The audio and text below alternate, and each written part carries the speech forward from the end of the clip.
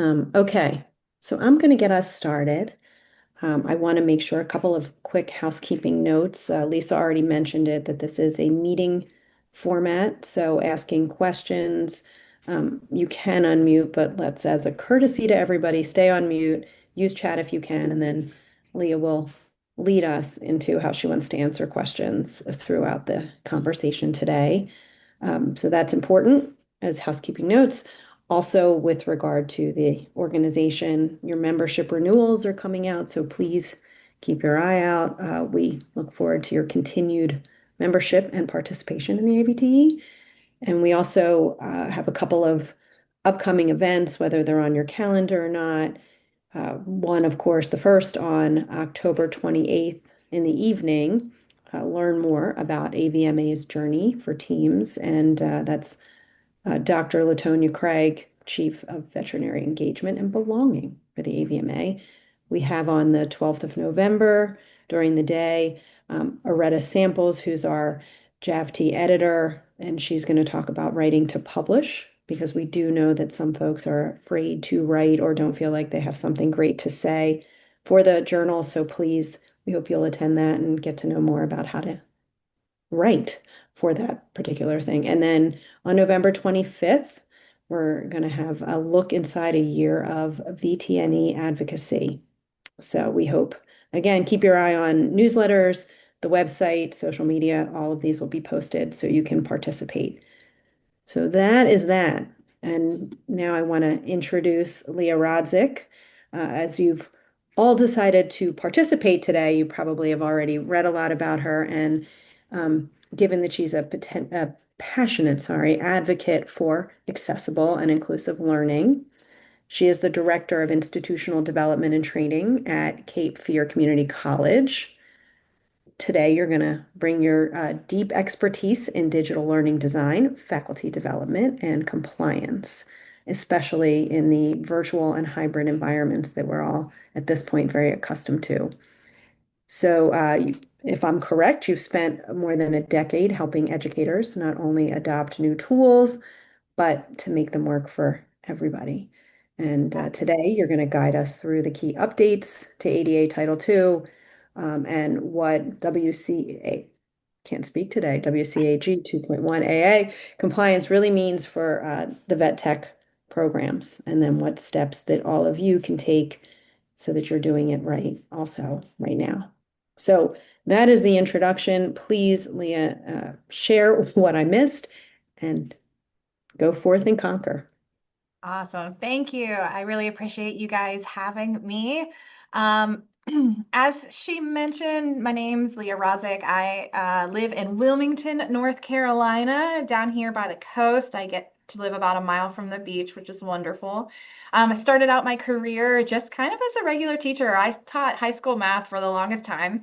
And then I decided that I was tired of solving the same math problem semester to semester over and over again. Went back to school, got my master's in something called instructional technology and design. And I do basically shifted my career probably about 10 to 15 years ago to staff development, training, onboarding.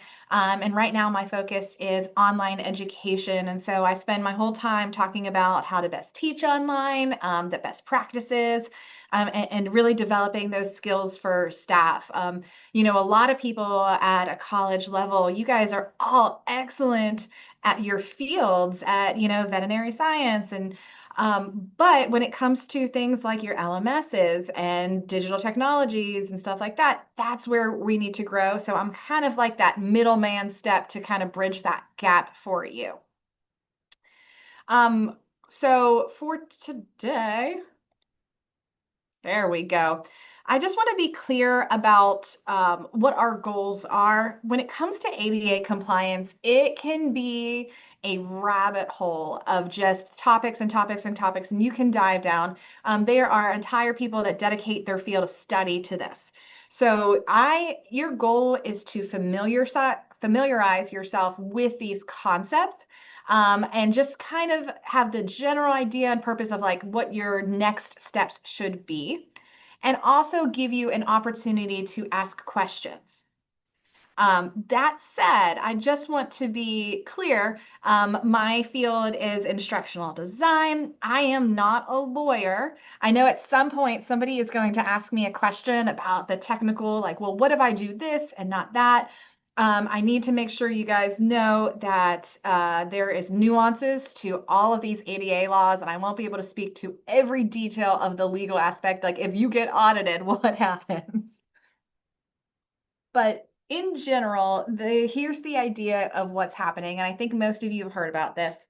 There's a new law out there. The government kind of expanded the idea of ADA compliance when it comes to digital accessibility, and that your role right now is to update your content. And now, because I'm not a lawyer, okay, I'm going to say you should update it to the best of your ability.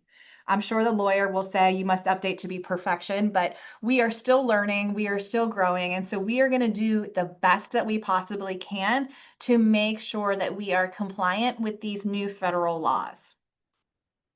Okay. Basically, who does this apply to? Anybody that is getting some sort of federal funding. So if your school, if your institution accepts any sort of financial aid, congratulations, it's you. Okay. What needs to be compliant? Anything that is posted online. So if you have a website, that is going to be need to be compliant. Any files you put on a website. So if you are taking your PowerPoint and you're hosting them online, that needs to be compliant. If you have an app, it needs to be compliant. And probably most of you are working in an LMS, so Canvas, Moodle, Blackboard, every single thing that you put in there needs to be compliant. Okay, technically, what doesn't need to be compliant is like if I printed out a paper worksheet and handed it to the student, would it still need to follow all of these same rules? Not necessarily, but the moment it goes online is where these digital accessibilities laws will come into play. And then this last question, I get it all the time. Well, what if I don't have a student with disability? I haven't had a blind student ever. Well, unfortunately, that's kind of not the way that it's going to work. It's kind of like you're still going to have to make it compliant whether you think you do or do not have students with disability. We make handicap parking spaces no matter what. So every single building has a ramp. They have, your hotel room will have Braille under it. We do these things proactively, not reactively. So we are preparing for this and it will be available the moment any student needs it. Okay. We don't want to wait until that student with a disability shows up and knocks on your door in order to start building that ramp. Okay. Now, that being said, a lot of people will associate this with very stereotypical big ticket items. Like they think, oh, a student would be blind or a student would be deaf. That's not the only kind of disabilities that we're talking about. For example, colorblind. There are a lot of students, a huge population deals with colorblind issues. Low vision, students that really rely on like glasses or readers. Some of our older generation students that are coming back to learn new skills, they have vision impairments. And then there's even something like ADHD, which we know a lot of our students have. And how can we accommodate those type of students? So if you look at this slide, this is exactly what's not ADA compliant. By the way, just so we're clear, this is a do what I say, not as I do moment. Okay.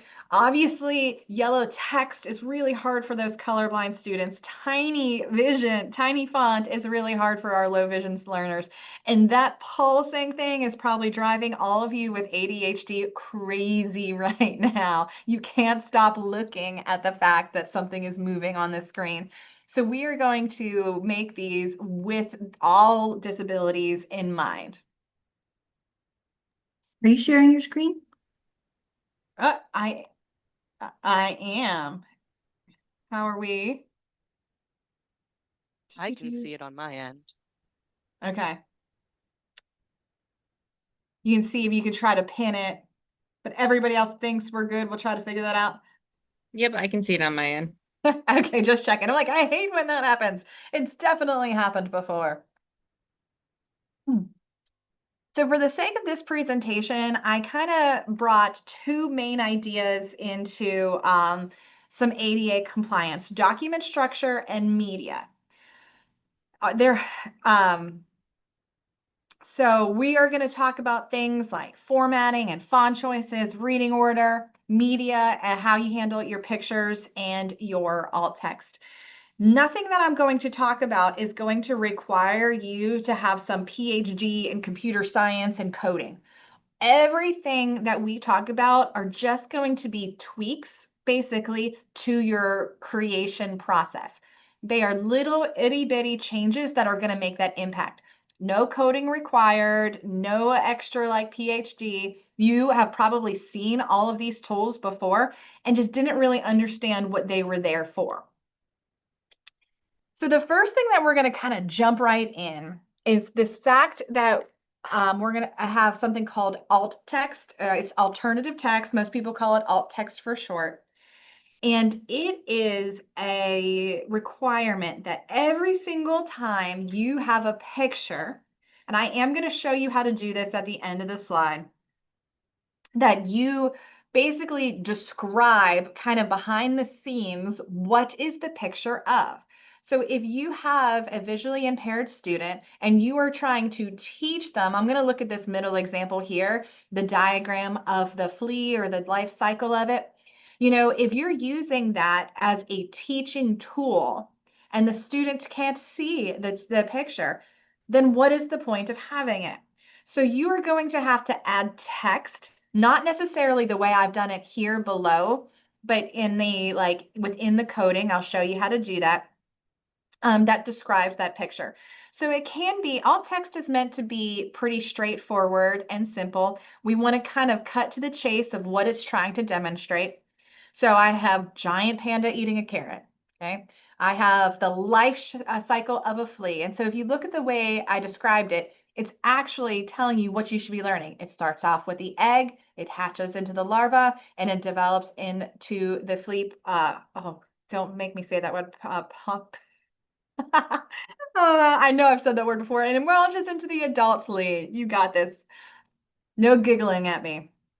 Okay, same thing with showing like patches of skin, showing that irritated rain. So if you were to describe what's in that image, what would it look like? So remember, every time we're going to add an image, you are also going to describe an image in that alt text. Okay. Here's where I see a lot of people get into trouble. They love Canva. Give me a thumbs up if you love Canva or if you've ever used it. You're like, this is the best thing. I send out all my flyers in Canva and you make all these things. But I'm going to tell you something. Oh my gosh, that was a lot of thumbs up. I love Canva too. But here is the thing about Canva. If you make a picture that has words on it and paste that picture into your Google Doc, students with visual impairment cannot read a darn thing on that poster. So the best option is to really type out all of that information. If you have a club meeting, even though the poster looks really pretty, keep in mind that that poster is probably not compliant because the screen reader is going to say image, and it's not going to give them any details about anything you posted on it. It's frustrating because your poster looks super cute. I get that. It's adorable. Adorable, though, does not always mean ADA friendly or legally compliant. So keep that in mind as you're putting those things in there. Okay. So I want to pause right here. You know, if you're zoning out, let's look at this image real quick. I've got a pie chart on my screen and we're going to pretend it's on one of my tests. Okay, there are three options right here. And I want you to, in your head, go ahead and decide what do you think that best option for alt text would be, A, B, or C?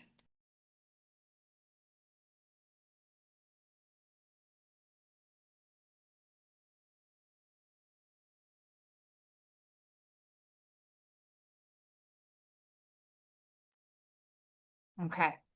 So I would like somebody who's super brave. Now, I'm going to tell you the answer is not A. Okay. The answer is not A. Can somebody unmute? Tell me why the answer is not A. Why is that wrong? Who's going to be brave enough? It has no description, essentially. It doesn't tell the person what they're looking at. It's too broad. Right. It's a pie chart. Is it technically true? Like, yeah, it's technically a pie chart, but probably the purpose of this was to say, to know what size, like the 10%, 90%. Otherwise, they don't know what they're doing. Okay. The other option, C, I'll give you a hint. The answer's not C. Who's going to be brave enough to tell me why C is not the right answer?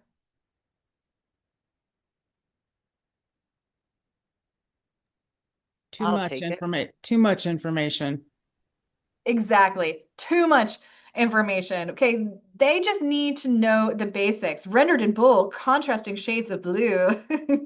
Way too much. We want to be efficient. Alt text is meant to be short and to the point, but also describing the learning needs. All right, so we can all agree B, pie chart that shows yes at 10% and no at 90% is probably the best case in this scenario. Look at you guys rocking alt text already. The next thing when it comes to media I'm going to talk about is closed caption. I'm not going to dive too deep.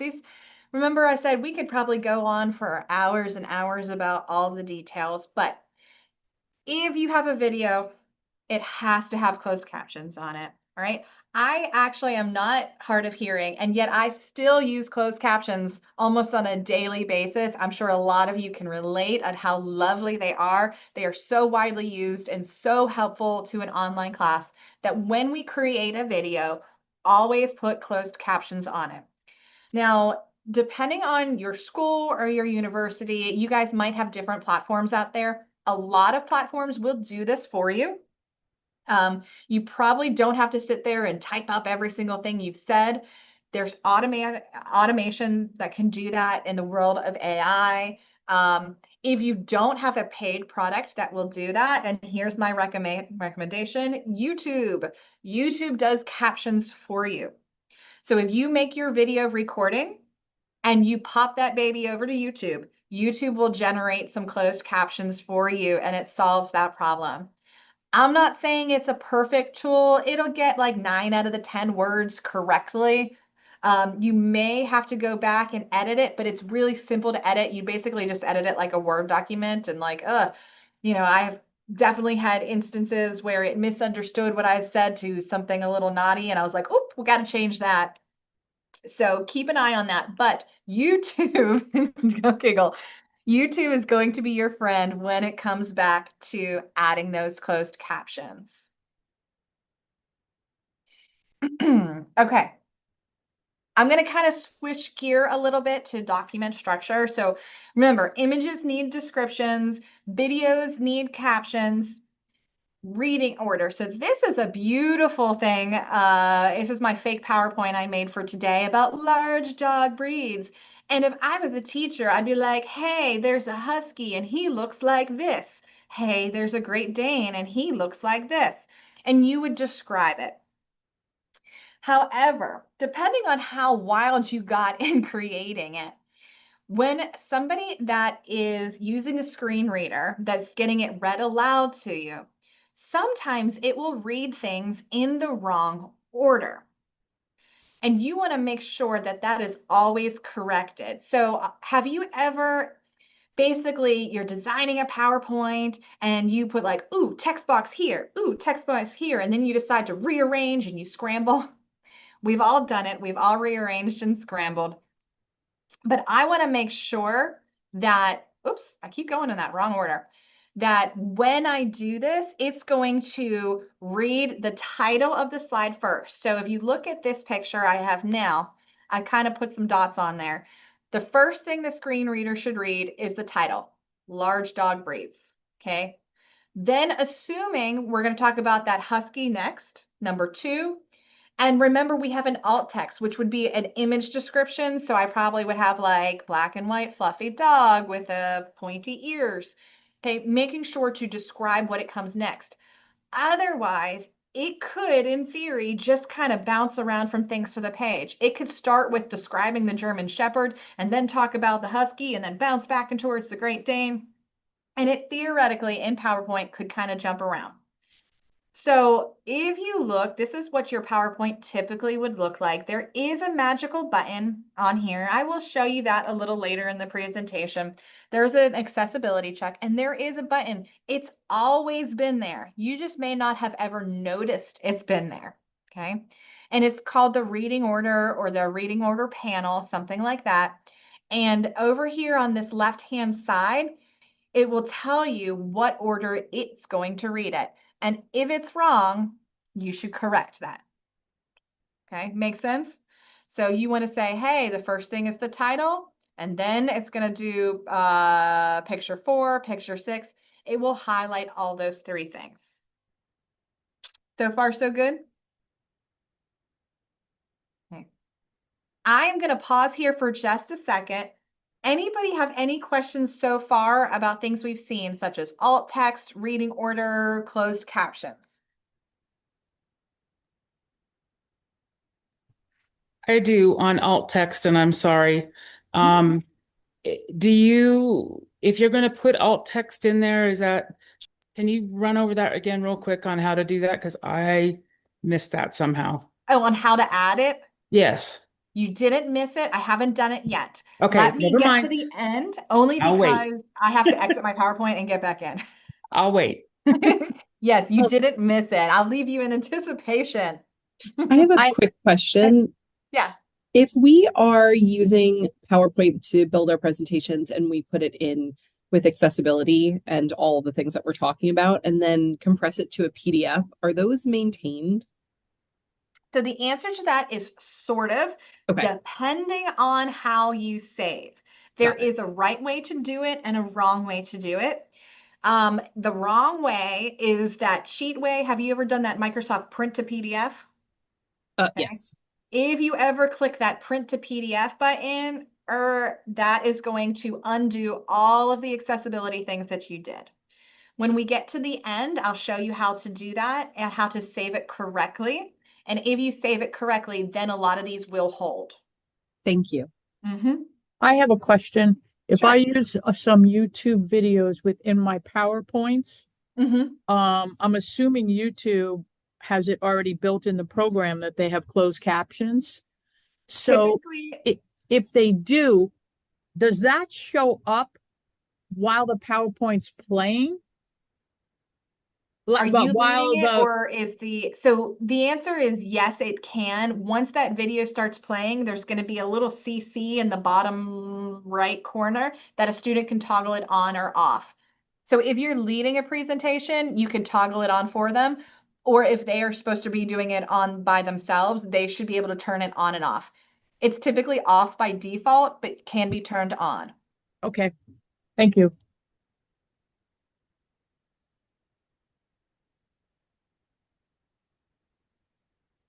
Okay.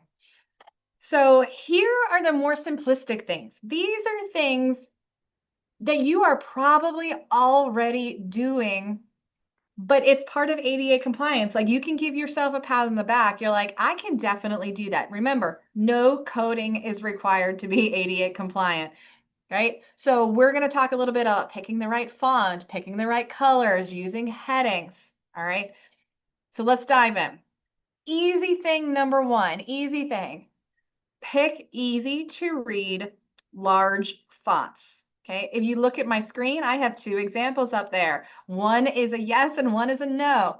Okay, that bottom, I have a hard time reading it. Avoid hard to read fonts, even if they're pretty. That goes back to that thing that like, I love me some Canva and I love that pretty font there. But in terms of ADA compliance, this is like a gimme, man. Like it's an easy way to be compliant. Large fonts. Typically on a Word document, you do not want to have anything smaller than 12-point font. Okay, your standard 12-point. Even if you really want to squeeze it onto one page, you're like, I can make it fit if I make it 9.5. Don't do it. Don't make it fit even if it's 9.5. Go with the at least 12-point font. Okay, no cursives, nothing crazy. There is more than one right answer. So if you're saying like, well, Leah, what is the right font?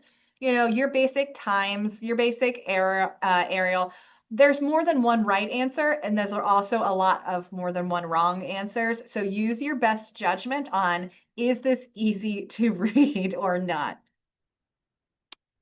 Okay. Color contrast, colors, especially for all of our color blind people out there. We want to make sure they can read it. I have two things on my screen right now of use colors with high contrast. There's also, if you look to the right, avoid colors with low contrast in that lively gray. I bet you some of you are probably squinting your eyes and being like, is it really there? It is. So making sure that we are not typing in yellow, you are not typing on gray. If you have a background color that it is contrast, high enough contrast to the foreground color. Now, there actually is a yes and no, let's see if I can click this link. There is a yes and no ratio of contrast that you can use. Most of the time, it's going to be pretty obvious to you, but if you're not sure, there's this website that I really like, this Web AIM contrast color, and it will tell you, you pick the two colors you used, if it's legal or it's illegal to use. So let me go ahead. You don't necessarily have to know the hex value. If you do, so you see this little color picker, I'm going to do foreground. Okay. This little eyedropper is going to snag the color. Let's see. I'm going to, do I have anything on this screen that I can do? Sorry.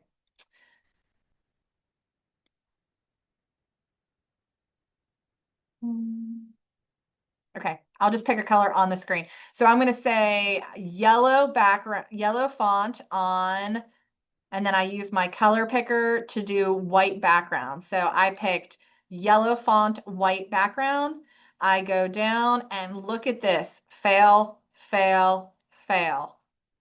It will actually tell you if your color combo is legal or not. So you're like, all right, I can't do yellow on white. What if I did yellow? What if I made the background black? Yellow on back.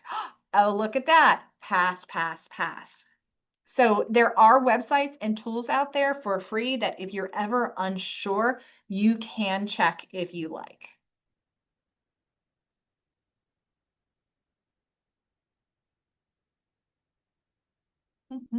Okay. I will once again, I'm going to show you a little more of what this is, but on the top of your Word doc, for years, you have seen all of this ribbon up there that says normal, heading 1, heading 2, title. You've seen that for years, and you probably 50-50 shot have been ignoring it for years too. Well, we no longer can ignore that ribbon up there. It is there with a purpose. Okay, if you are going to give your title, your worksheet a title, what you cannot do is just highlight it, and we've all done this. Make it bigger, make it bigger, make it bigger, bold, right? And then we do the heading, and you're like, make it bigger, bigger, bigger. You click, click, click, click, click until it looks just about right. And then you click bold and you go, ta-da, I have a title. You can't do that. You have to use this ribbon and these buttons to title things appropriately. When you're using a screen reader, the student, like, let's just say there's a 50-page document, and each on that 50 pages, right, there's different topics, right? Chapter 1, chapter 2. The way a screen reader would work is it needs to know how to bounce from section to section, like topic A, topic B, and it will only intuitively know that if you use these headers. I will show you at the end. I'm going to do a quick demo how to use these headers, but I'm just telling you it's important, and you can no longer make your title by just making it really big and really large.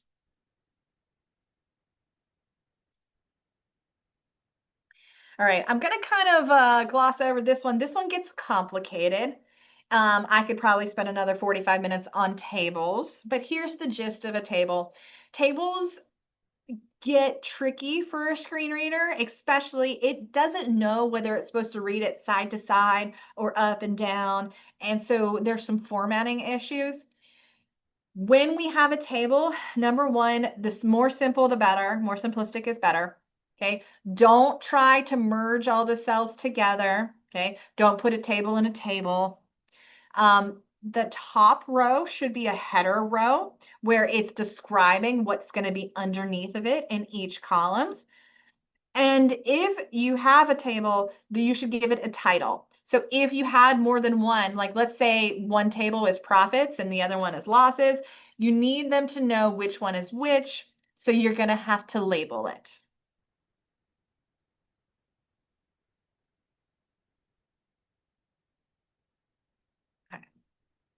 Document structure. Hyperlinks should be descriptive. Never say click here and learn more. We have all done this. Like this is, people love saying click here, learn more. We've all guilty. I bet you everybody in this room has at some point typed the word click here. All right, let's just put ourselves in the shoes of a blind person and they say click here. And they're going to look at you really confused because they don't know where here is. Okay. You want to always title a link with the description of where it's going. Okay. So if you look, it's probably easier for me to look at those green section. If I want to say, okay, I don't want to say, click here to go to the local radar. You want to make that WRA online local radar. That is the link. Because when somebody hears it, it's going to say link online local radar. And they will know that that link takes them to the radar. Okay. Same thing. I'm going to bump to that bottom example. It says navigate your course syllabus. And the word syllabus itself is the link because they're going to hear link syllabus. Okay. They do not want to hear click here, click here, click here, click here. If they are all titled the same thing, it's just going to say link, click here, link, click here, link, click here. And nobody is going to be able to distinguish between all of the click here's or learn more. The other thing we want to avoid a little bit is that entire, we're going to call it that long, ugly URL, www.r. The screen reader will read the whole thing and ain't nobody got time for that. So you do not want that student, that poor student, to have to sit through http:// www. Please stop doing that. That is also not very ADA friendly and will just, some of those links get wild. So we will work on linking things properly. Okay. How are we feeling? All right, so time for you to wake up from your slumber again. I have 3 links up here. This should be pretty fresh in your brain since it was just last slide. Take a moment to read my screen, A, B, or C. Which is the one that is formatted correctly?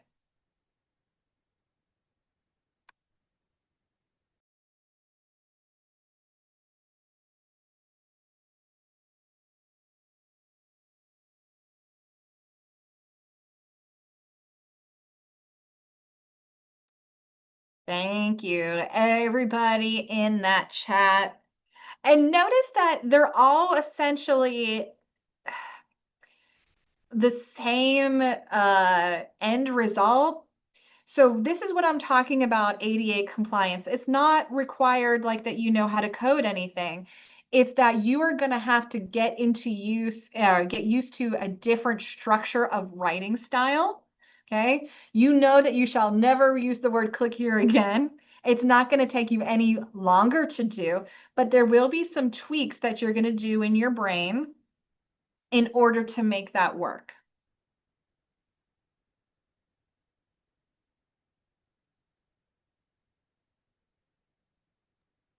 I have a question going back to that.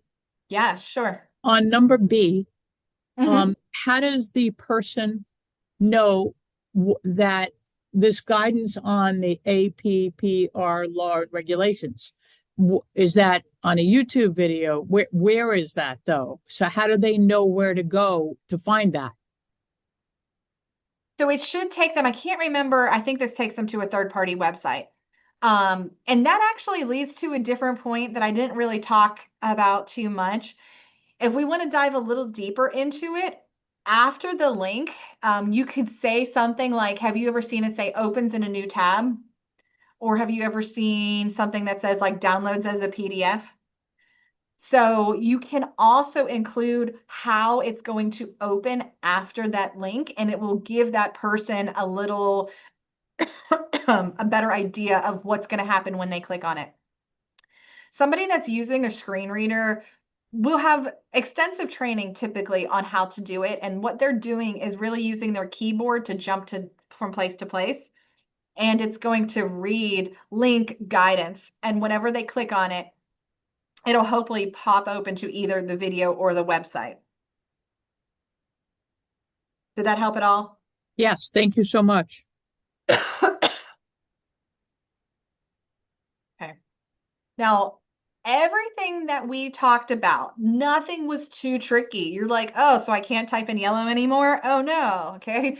Oh, so I have to use that heading tab? Oh, no.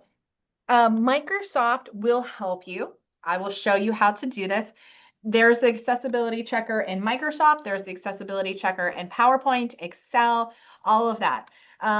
If you were a Google Doc person, and I'm also a Google Doc, for some reason, it does not necessarily have that same built-in checker. I don't know why yet, but blame them.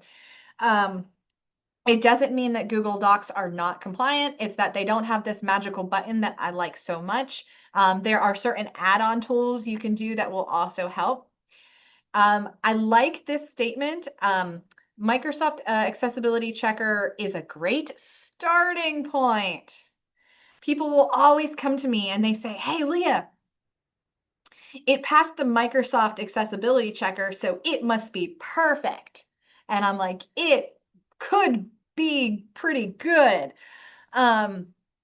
This checker is a robot and you are the human and you will know better. So my best example for this is that, alt text is required. The computer, this accessibility checker, is just going to check that you put words in that box, that you put any words in there, and it has no idea if you had a picture of a dog and you were like, this is a zebra. It's not going to know. You still have to go back and make sure that the alt text is correct. You still are going to have to make sure that the reading order is correct. It will say, hey, did you check the reading order? But it doesn't actually know what your thoughts are and your purpose are. So it's a great product. You should run that checker every single time. But I don't want it to lure you into a false sense of security, being like, I'll never get in trouble. I ran the checker. Okay, just use your best judgment. Okay. So let me go ahead. I promised you a really riveting session on showing you how to do some of these alt texts. Let's see. So I have a 2-year-old at home. We watch the same television show over and over again. That's another story. And so I wrote up a nice little summary on Trash Truck. If you don't have a 2-year-old, just be happy you're not watching Trash Truck. Actually, we're doing a lot of Dora right now. So let's make this document ADA compliant. It's not going to take long. Here it is. So here is the title of my document. Most of you probably do this. Oh, I want that to be size 28, thumbs up. Or let's not do that. Remember, what we can do, if this is the title, we are going to highlight it, and there's a magic button up there that actually says the word title. Click it. Now, it will have some default settings on here. That doesn't mean I have to keep it size 38. Once I click that title button, I can actually adjust to be the correct size and color. Word likes to brand things and put things in like blue because I don't know, it just likes blue. That doesn't mean you have to keep it blue, and you can actually change those default settings to make it stop doing that. But make sure you are doing that. So I'm going to start with my headings. I highlighted this, I hit title. Okay, next, toddler TV time. That is a heading. So I'm going to highlight it, call it heading 1. Think of this like an outline structure, just like you would make any sort of outline. Like, what are the indents? Okay, the next one, okay, I'm going to make that like a subheading, heading 2. So already I took my worksheet and I handled heading 1 and heading 2. Oh, sorry, did not mean to click that button. Get out of there. View, outline, still not what I'm trying to do. My thing is hiding all the buttons.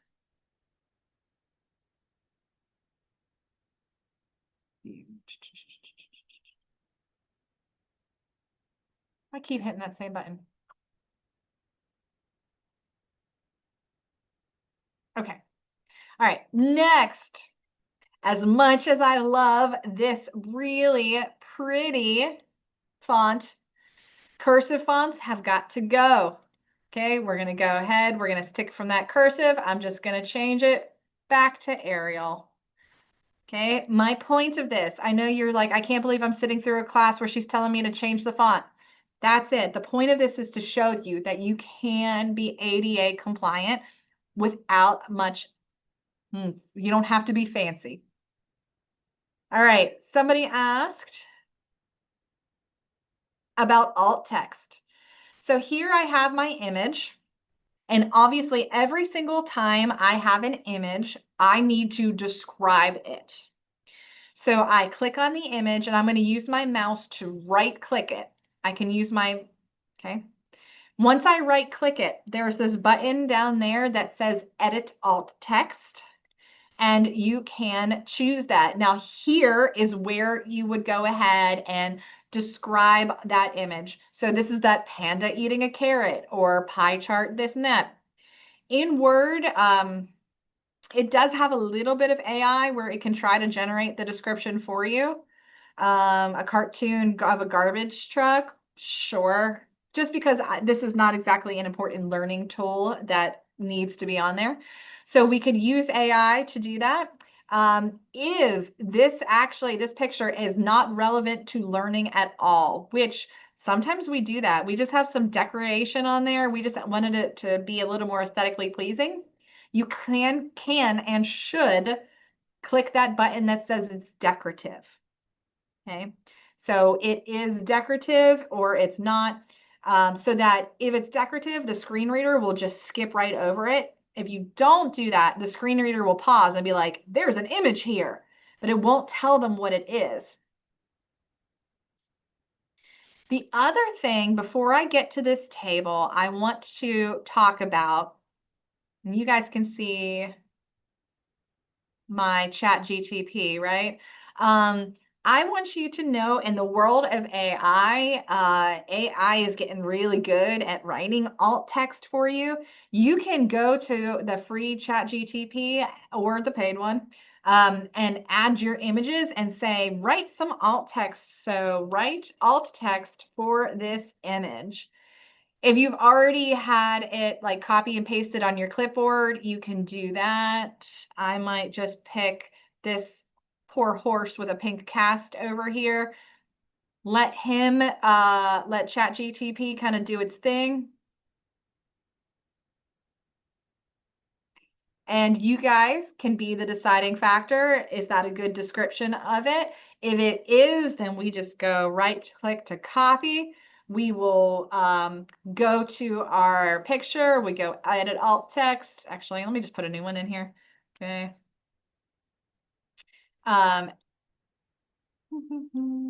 Insert pictures.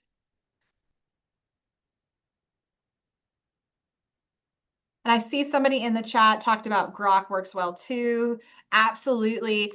And so here's the thing if you have AI, like you don't really have to pay for AI. If you are timing out on one device, like, hey, there's too many, it'll be like, you already used it too much today. Go to the next one. There is Copilot. If you're a Microsoft school, you probably have access to Copilot. That's like the upgraded version.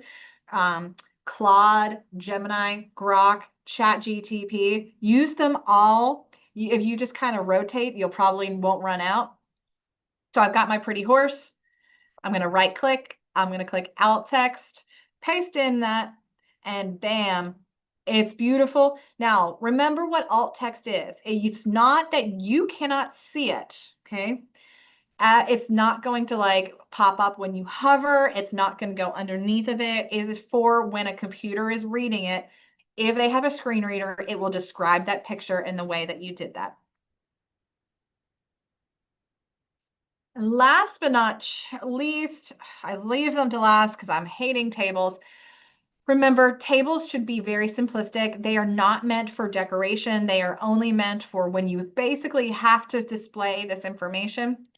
If I click on the table, first of all, I can right click and go to table properties.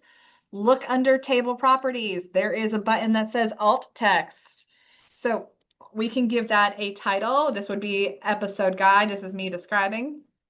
This is helpful that if you have a document that has more than one table, like I said, maybe one is an episode guide and one is the top 5 things Leah hates about Trash Truck, for the screen reader to be able to distinguish between the two so that they can hop back and forth. So we're like, hey, that's an episode guide. The other thing that we need to do, if you look up here where it says top table design, making sure, see where there's this little tiny checkbox, header row. Okay, we're gonna always do that header row here so that we know that title is actually describing the things underneath of it. Episode is describing the things underneath of it, and it's not necessarily just the start first row of that table. These buttons have always been there. You just didn't know you needed them until now. And last but not least, let me go ahead and run that accessibility checker. It's going to be under the review, the same place that spelling and thesaurus is. I'm going to check that accessibility. And beautiful. It looks like we did a great job. Doesn't mean it's perfect. I could have completely said that this horse was in fact a cat, which would not be right. It doesn't know, but it should make us feel good about ourselves. I do want to circle back to that last question somebody asked me about how to save it as a PDF.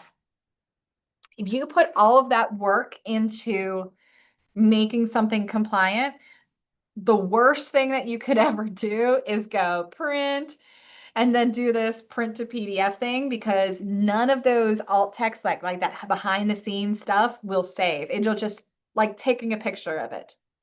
Don't worry. 2 below that print button is the word export. And right there, there is this thing that says create PDFs, and it will do it correctly for you. So the way that you save it as a PDF does matter, and it should retain all of those properties for you. Okay. How are you guys feeling? We are getting close to the end of our time together. So what did I miss? What would you like to see, or what questions do you have? So I have some questions just because our program, we just implemented an online program, and specifically in like ClinPath 1, ClinPath 2, and even Anatomy Lab, where we really quiz and test on parasites on a microscope slide and cytology. How do you give alt text on these things without giving away the answer? And even bones, bone identification. How do you say this is a scapula without saying this is a scapula? It's a huge tricky thing, and that might lead me to circle back to the like, I don't have that perfect answer because I'm not the lawyer. The government made these rules that we had to do it without kind of thinking about the consequences that it has. ChatGTP does a good job at describing it. So I can't even like, you're like, hey, this is a four-celled organism that has, um, you know, thin lines around the side, something like that. There are other programs, and what we are doing here at Cape Fear, and I get nervous about saying it out loud because I'm not a lawyer, that they are putting some kind of conditions on entry that say you must, in order to be part of this program, here are your minimal physical standards, and they're kind of adding like vision as a physical standard. That is what we do. So we have an essential functions list and we don't allow students in just because even with like gram staining, if it's a gram stain positive, it's gram stain negative, those students have to be able to identify those color differences. And I know that's an issue in some vet schools too, that I don't think they allow many veterinarians to come in that may be colorblind, things like that. I've just worked with a veterinarian in the past that had mentioned that he had a hard time in his clinical pathology course because of the staining as well and Yeah. identifying those. And I don't know the answer. I will be truthful. I think that this new about ADA compliance, like technically, according to the law, even like the airplane pilots have to have like alt text. And the person, they're like, there's never going to be a blind pilot. And we're like, I know. I don't know how that's going to turn out. I can just tell you what the government says we should be doing. Okay, that helps. I mean, that makes sense. At least it's not just like us. It's not you. We're all just kind of looking at it. I've seen people kind of, for their alt text, use like a very generic phrase, and their alt text is like image of cell needed for identification. And so they're kind of hoping that that will be enough to be like, hey, I'm compliant. This is an image that you need to identify. And then hopefully they can take it from there. So using broad stuff like that. Oh, let's see. What was alt text for a tiny elongated parasite with segmented body and short legs near its head? That's actually beautiful. Way better than I could have done. Thank you, Elise. We have at our school, we have some kids that need readers for their tests. And there's some kind of program that when they go into their the disability office, it converts the test into a format that reads for them. And I know we use that at our school. I don't know if the other schools are using that too, because there are quite a bit of people that need readers. Yeah. Now, I'll say this, that there are two different types of like readers out there. There are some things that are called screen readers, or there's programs for read alouds that when you get an accommodation, like in the old school way, it used to just be like somebody would read to you the test. That's what a lot of those softwares are doing, is just reading it out loud. And that is slightly different than an actual true screen reader for somebody that is fully blind because of the way that it navigates.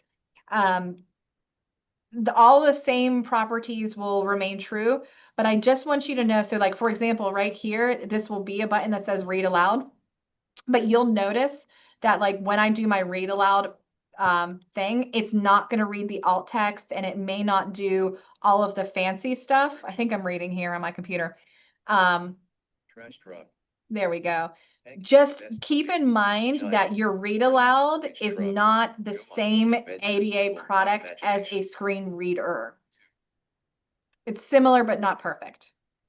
Hank and his friends decide.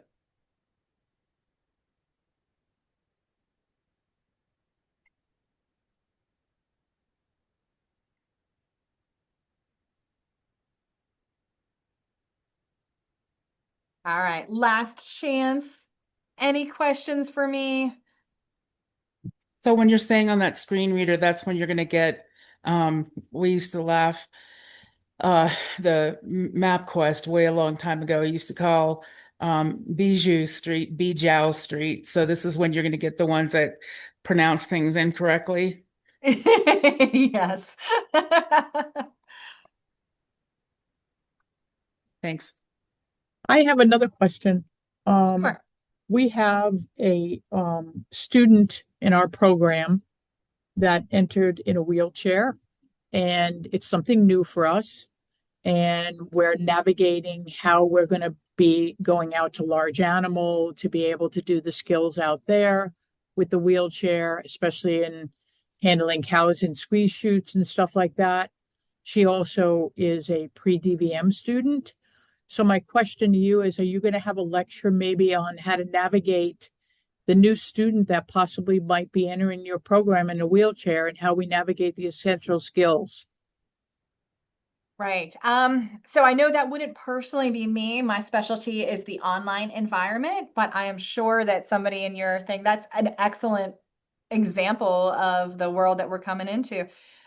We could probably look at with somebody with accessibility services would be a different department. Okay.